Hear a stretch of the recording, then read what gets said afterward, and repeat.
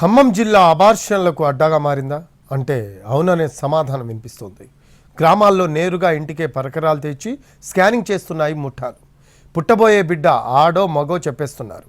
ఇంత జరుగుతున్న వైద్య ఆరోగ్య శాఖ ఉన్నతాధికారులు తమకు పట్టనట్టు వ్యవహరిస్తున్నారు అనే విమర్శలు వెల్లువెత్తుతున్నాయి.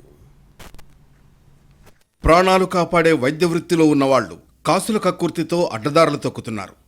గర్భస్థ శిశువులకు లింగ నిర్ధారణ చేసి వాళ్ల ప్రాణాలు తీసేందుకు బరి తెగిస్తున్నారు.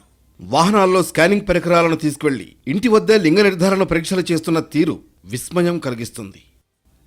ఖమ్మం, భద్రాద్రి, మహబూబాబాద్ జిల్లాలకు ఖమ్మం పట్టణం కూడలి లాంటిది. దీంతో వైద్యం కోసం చాలామంది ఇక్కడికి వస్తూ ఉంటారు. అయితే వైద్య ముసుగులో అక్రమాలకు పాల్పడుతున్నారు కొందరు డాక్టర్లు. ముఖ్యంగా స్కానింగ్ సెంటర్లలో అక్రమాలు జరుగుతూనే ఉన్నాయి. నిబంధనలకు విరుద్ధంగా గర్భిణులకు స్కానింగ్ చేసి పుట్టబోయే బిడ్డ ఆడో మగో చెప్పేస్తున్నారు. ఆడపిల్లైతే అబార్షన్ చేయిస్తున్నారు.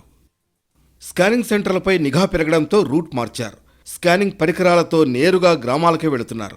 చింతకాని మండలంలోని కుదుమూరలో ఓ ముఠా గర్భిణులకు స్కానింగ్ చేస్తున్న విషయం ఓ స్థానిక వైద్యుడికి తెలిసింది. దీంతో అతను టాస్క్ ఫోర్స్ పోలీసులకు సమాచారం అందించాడు. దీంతో రంగంలోకి దిగిన పోలీసులు ఇద్దరిని అదుపులోకి తీసుకున్నారు. మరో వ్యక్తి పరారయ్యాడు.